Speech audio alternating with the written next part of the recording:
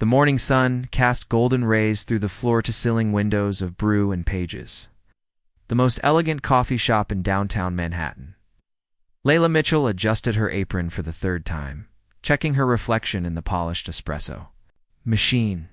At 26, she had worked her way up from barista to manager of this upscale establishment, where a simple cappuccino cost more than most people's lunch. The coffee shop attracted the city's elite, business executives in $1,000 suits, socialites carrying designer handbags, and celebrities hiding behind oversized sunglasses. Layla had learned to read her customers within seconds of their entrance, knowing exactly how to treat each type to maximize tips and maintain the shop's prestigious reputation. The morning rush was in full swing when the door chimed, and Layla looked up from the register to see a man who clearly didn't belong.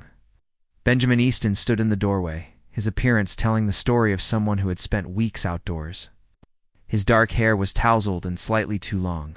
A thick beard covered half his face, and his clothes looked like they had survived multiple camping trips. A worn backpack hung from his shoulders, and his hiking boots tracked small bits of dirt across the pristine marble floor. Layla's professional smile faltered as she watched. Other customers glanced disapprovingly at the newcomer. Mrs. Chen, a regular, who always ordered the most expensive coffee blend, wrinkled her nose and moved further away from the entrance. The business executives at table 6 looked up from their important meeting, their expressions showing clear annoyance at the disruption to their refined atmosphere. "Excuse me," Layla said, quickly moving from behind the counter and approaching Benjamin with practiced diplomacy. "I think you might be looking for the subway station. It's just 2 blocks down that way." She pointed toward the door, hoping he would take the hint and leave before other customers complained. Benjamin looked around the elegant space, taking in the leather armchairs, the walls lined with first-edition books, and the soft jazz music playing in the background. "Actually," he said, his voice surprisingly smooth and educated, "I was hoping to get some coffee. This place looks perfect." Layla blinked, caught off guard by his response. She glanced nervously at her regular customers, who were now openly staring at the unusual situation. "Well, sir, I should mention that our prices are quite premium. A basic coffee starts at $15. "That sounds reasonable," Benjamin replied, seemingly unbothered by the price that often shocked first-time visitors, unsure how to proceed. Layla reluctantly led him to the counter. "What can I get for you?" she asked, hoping he would order something simple and leave quickly. Benjamin studied the menu board, which featured exotic coffee blends from around the world, gourmet pastries, and artisanal sandwiches. "I'll have the Colombian Reserve blend, the truffle croissant, the smoked salmon bagel," and he paused, pointing to the most expensive item on the menu, the vintage chocolate tart. Layla stared at him in disbelief. The order totaled nearly $80 more than many people spent on groceries for the week. "Sir, are you sure? It's quite expensive, and I wouldn't want you to, I'm sure," Benjamin said gently, pulling out a sleek black credit card that looked nothing like the worn plastic cards most people carried. Still skeptical, Layla processed the order, expecting the card to be declined at any moment. When the payment went through immediately, she looked at Benjamin with newfound confusion. Who was this mysterious man who dressed like a homeless person but spent money like a millionaire? As Layla prepared his order, she found herself stealing glances at Benjamin. Despite his rough appearance, there was something intriguing about him. His eyes were intelligent and kind, and he carried himself with a quiet confidence that didn't match his disheveled exterior. When she brought his food to a corner table, he thanked her with genuine warmth that made her feel slightly ashamed of her initial judgment. "I'm sorry about earlier," Layla said quietly, setting down his coffee. "I shouldn't have assumed anything about you." Benjamin smiled, the expression transforming his bearded face. "Don't worry about it. I know I don't exactly fit in here. Been camping in the mountains for the past month, and I guess I forgot how the real world works." "Camping for a month?" Layla's curiosity overcame her professionalism. "That sounds amazing. I've always wanted to try something like that, but I've never had the time or courage." "It's life-changing," Benjamin said, his eyes lighting up. "Something magical about sleeping under the stars, waking up to sunrise over the mountains, living with just what you need. It puts everything in perspective."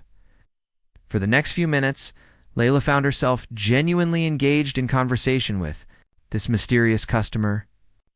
He told her about hidden waterfalls, wildlife encounters, and the profound silence of the wilderness. His stories painted pictures so vivid that she could almost smell the pine trees and feel the mountain air. "Should get back to work," Layla said reluctantly, noticing other customers waiting for service. "Of course," Benjamin said. "Thank you for the conversation. It's been a while since I talked to someone who seemed genuinely interested in listening."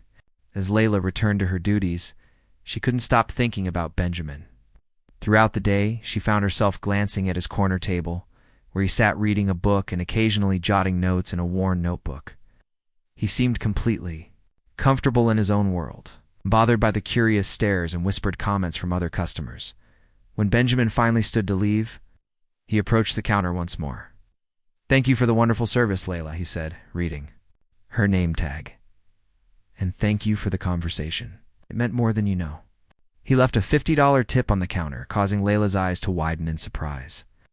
As he walked toward the door, she called out, "Will we see you again?" Benjamin turned back with that same warm smile. "I hope so. This place has excellent coffee and even better company." After he left, Layla stood holding the generous tip, her mind racing with questions. Who was Benjamin really?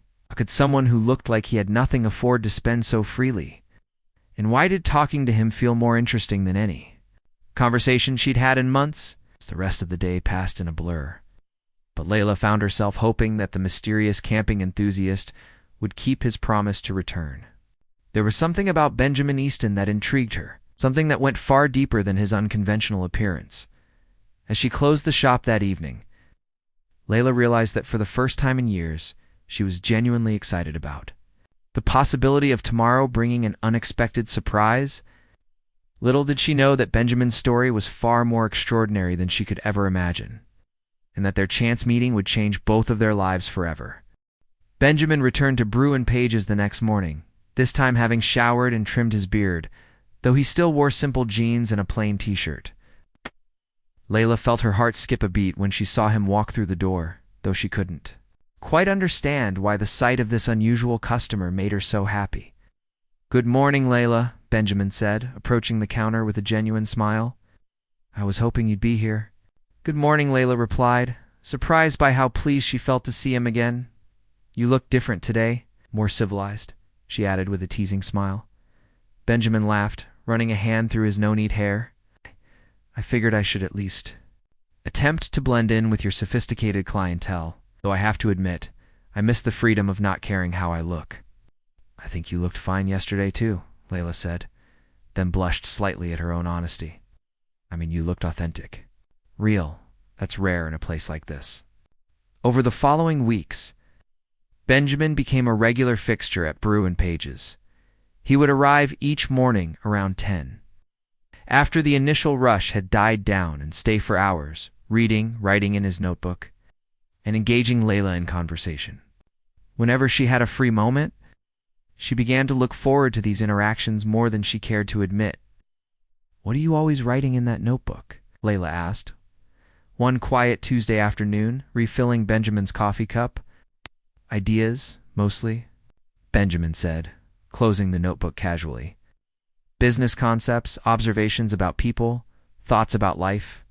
I find that writing helps me process experiences." "Are you a writer?" Layla asked, settling into the chair across from him during her break. "Not exactly," Benjamin replied. "More of an entrepreneur, I suppose. I'm always looking for new opportunities. New ways to solve problems or make people's lives better." Layla nodded, intrigued. "That sounds exciting. I've always dreamed of starting my own business, but it seems impossible with the costs and competition in this city." "What kind of business?" Benjamin asked, leaning forward with genuine interest. Layla's eyes lit up as she shared her dream. "A bookstore cafe? But not like this place. Somewhere cozy and welcoming, where people can come to read, write, discuss books, or just escape from the world for a while. I'd have comfortable chairs, shelves full of books spanning every genre, and coffee that's excellent but affordable. It would be like a living room for book lovers." "That sounds wonderful," Benjamin said softly. Have you looked into what it would take to make it happen? Layla's expression grew wistful. I've done research, created business plans, even found a perfect location in Brooklyn. But the startup costs are overwhelming. Between rent, inventory, renovations, permits, and equipment, I'd need at least $200,000. At a coffee shop manager's salary, that might as well be $2 million. Benjamin listened intently, asking thoughtful questions about her vision, her target market, and her plans. His interest seemed genuine, and his questions revealed a sophisticated understanding of business that surprised Layla. You know a lot about starting businesses, she observed. I've been involved in a few ventures over the years, Benjamin said modestly. Some successful, some not so much. But I've learned that the most important ingredient for success isn't money, it's passion. And you clearly have that in abundance. As the days passed, their friendship deepened. Benjamin shared stories of his travels, his philosophy on life, and his belief that true happiness came from meaningful connections and experiences rather than material possessions. Layla found herself opening up about her childhood, her dreams, and her fears in ways she rarely did with anyone. You know what I love most about you? Layla said one afternoon as they sat together during her break. What's that? Benjamin asked, setting down his coffee cup. You listen? Really listen. Most people are just waiting for their turn to talk. But you actually hear what people are saying. It's a rare gift. Benjamin felt a warmth spread through his chest at her words. In his world of business meetings, charity galas, and social obligations, genuine conversation was indeed rare. Maybe it's because I find you genuinely interesting, he said. Your dreams, your thoughts, your way of seeing the world, it's all fascinating to me. Layla blushed, feeling a flutter of attraction that she tried to suppress. Benjamin was unlike anyone she had ever met, thoughtful, kind, and mysterious in the most intriguing way. Meanwhile, unbeknownst to Layla, Benjamin had been quietly working behind the scenes. Using his connections and resources, he had begun investigating the Brooklyn location she had mentioned, researching zoning laws, and even having preliminary discussions with contractors about potential renovations. He told himself he was simply being a helpful friend, but deep down, he knew his motivations were becoming more personal. One evening, as Layla was closing the shop, she received an unexpected phone call from the landlord of the Brooklyn space she had dreamed about. Miss Mitchell, this is James Crawford. I own the property at 847 Fifth Avenue in Brooklyn, the space you inquired about last year for a bookstore cafe. Layla's heart began to race. Yes, I remember. Is it still available? It is, and I have an interesting proposition. An anonymous investor has expressed interest in backing your venture. They've reviewed your business plan and are willing to provide the full startup capital in exchange for a silent partnership. They'd like to meet with you this week to discuss terms. Layla nearly dropped the phone. I'm sorry, what? It's an anonymous investor? How did they even know about my business plan? I'm not privy to those details, but they seem very serious about the opportunity. Are you interested in meeting? After hanging up, Layla stood in the empty coffee shop, her mind reeling. Who could possibly know about her dreams, let alone be willing to invest in them? She had only shared her detailed business plans with a few close friends, and her eyes widened as she turned to look at Benjamin's usual table, now empty in the quiet shop. Could it be possible? But how would a camping enthusiast and aspiring entrepreneur have access to that kind of money? The next morning, Layla arrived at work early, anxious to see Benjamin and ask him about the mysterious investor. When he walked through the door at his usual time, she immediately approached him. Benjamin, I need to ask you something, and I want you to be completely honest with me. Of course, he said, noting the serious expression on her face. Yesterday, I got a call about my bookstore dream. Someone wants to invest in it. Someone anonymous who somehow knows about my business plan. Yeah, wouldn't happen to know anything about that, would you? Benjamin met her gaze steadily, knowing that this moment would change everything between them. Yes, he said simply. Oh, I do know something about it. Layla felt her heart begin to pound. Who are you, Benjamin? Really? Before he could answer, her phone buzzed with a text message. Without thinking, she glanced at it and saw it was from her friend Sarah. Oh my God, Layla. Turn on Channel 7 News right now. That tech billionaire Benjamin Easton is being interviewed about his new charity initiative. He looks so familiar. Layla's blood turned cold as she slowly looked up at Benjamin. Pieces of an impossible puzzle beginning to fall into place. Benjamin Easton, she whispered. The Benjamin Easton, the tech mogul worth billions? Benjamin nodded slowly, watching as shock, confusion, and hurt flickered across Layla's beautiful face. You've been lying to me this entire time, she said, her voice barely above a whisper. No, Benjamin said quickly, reaching toward her. I never lied. I just didn't tell you everything. But Layla was already backing away, her eyes filling with tears of betrayal and embarrassment. I told you everything about my dreams, my struggles, my life. And you've been playing some kind of game with me? Was this all entertainment for you? The poor coffee shop girl with impossible dreams. Layla, please, let me explain. I need you to leave, she said, her voice breaking. As Benjamin walked out of Brew and Page's, both of their hearts were breaking for entirely different reasons. He had found something real and beautiful, only to watch it shatter because of the very wealth that usually opened every door. And she had discovered that the man she was falling in love with had been keeping the biggest secret of all. 3 days passed without Benjamin returning to Brew and Page's, and Layla found herself constantly glancing at the door, hoping to see his familiar figure, while simultaneously dreading the conversation they needed to have. The coffee shop felt empty without his presence, and she realized how much his daily visits had meant to her. On Thursday morning, instead of Benjamin, a well-dressed woman in her 50s entered the shop. She approached the counter with a warm smile and asked for Layla by name.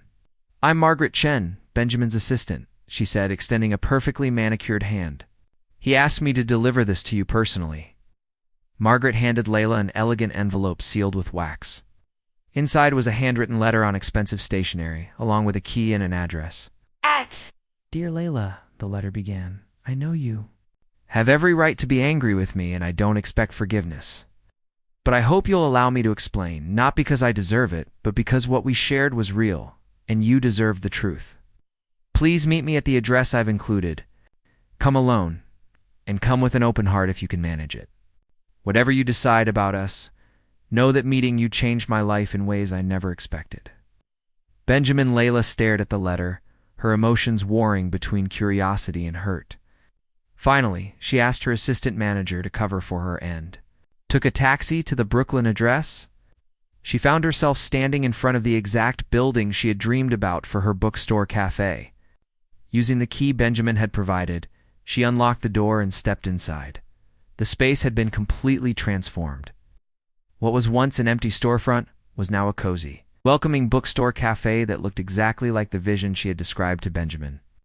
Comfortable armchairs were arranged near large windows.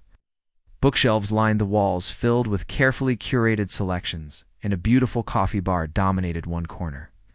A sign above the entrance read Layla's Literary Haven. You like it? Benjamin's voice came from behind her. What is this? It's your dream, he said simply. Everything you described to me, exactly as you envisioned it. The business license is in your name.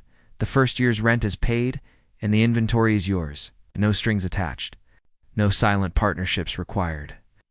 Tears began to fall down Layla's cheeks as she looked around the beautiful space. Why would you do this?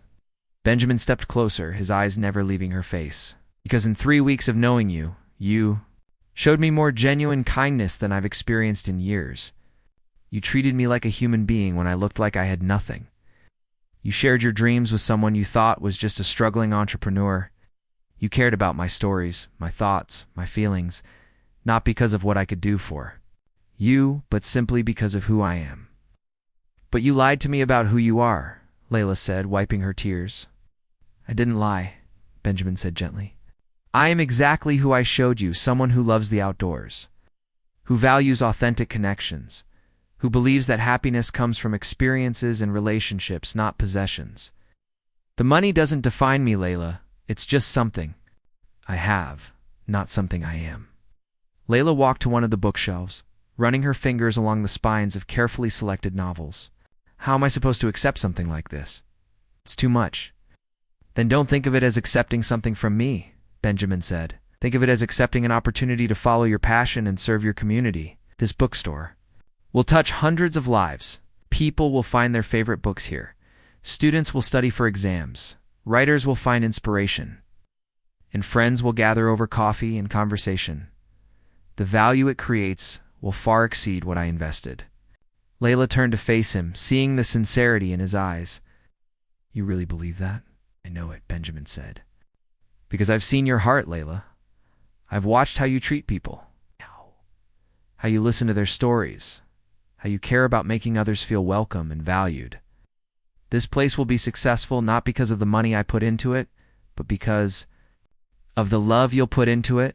For a long moment, they stood looking at each other across the beautiful space that represented all of Layla's dreams made manifest. There's something else I need to tell you, Benjamin said, his voice soft. I wasn't just being kind when I spent those weeks talking with you. I was falling in love with you. Not because you needed rescuing or because you were impressed by wealth you didn't know I had, but because you're intelligent, compassionate, funny, and real in a way that most people in my world aren't. Layla's breath caught in her throat. Benjamin. I know this complicates things, he continued. I know that my wealth makes everything more complex, and I understand if you can't see past it. But I needed you to know that every conversation we shared, every laugh, every moment of connection, all of it was genuine. You didn't fall for a billionaire, Layla. You fell for a man who camps in the mountains and writes in coffee, shops and believes that the best things in life can't be bought. Layla walked slowly toward him, her heart pounding. I did fall for that man, she said quietly, and I think that man is still standing right here. Benjamin's eyes filled with hope. He is. He always will be. But things will be different now, Layla said. People will look at us and see a rich man and the woman he rescued. They'll question my motives and your judgment. Let them, Benjamin said, reaching for her hands. I've spent my whole life caring what other people think, and it made me miserable. These past few weeks with you, being seen for who I really am rather than what I own, have been the happiest of my life. If you'll have me, I promise to be the same man who told you camping stories and listened to your dreams. The money will always be there, but it doesn't have to define us. Layla looked into his eyes, seeing not the billionaire philanthropist she'd Googled obsessively for 3 days, but the thoughtful man who had made her laugh, who had encouraged her ambitions, who had treated her like the most interesting person in the world. There's one condition, she said, a smile beginning to play at the corners of her mouth. Anything, Benjamin said immediately. You have to promise me that we'll still go camping together. I want to see those waterfalls you told me about, sleep under the stars, experience that world that made you so happy. Benjamin's face broke into the brightest smile she'd ever seen. I promise. In fact, I was hoping that might be our first official date. Layla laughed, feeling a lightness in her chest that she hadn't experienced since learning Benjamin's true identity. A camping trip for a first date? Most girls would expect dinner at a fancy restaurant. Most girls haven't spent weeks teaching me that the best things in life are often the simplest ones, Benjamin replied, pulling her closer. As he leaned down to kiss her, Layla realized that sometimes the most beautiful love stories begin with misunderstandings and are built on the foundation of seeing someone's true heart. She had laughed at the cheap customer, not knowing he was a secret millionaire. But more importantly, she had fallen in love with a man who proved that wealth means nothing without kindness, authenticity, and the ability to value what truly matters. 6 months later, Layla's literary haven was thriving, filled daily with book lovers, students, and community members who found in it exactly what Layla had envisioned, a warm, welcoming space that felt like home. And every morning at 10 o'clock, Benjamin would walk through the door, order his Colombian Reserve blend, and settle into his favorite corner table with his notebook. Just another customer in love with the owner who had taught him that the richest man in the world is the one who has found genuine love and authentic connection. Their love story had begun with judgment and deception, but it bloomed into something beautiful when they both learned to see beyond appearances and value the true wealth of the human heart. And as they planned their upcoming camping trip to the mountains where Benjamin had found peace, they both knew they had discovered something more precious than all the money in the world: a love built on mutual respect, shared dreams, and the beautiful truth that the best things in life really can't be bought.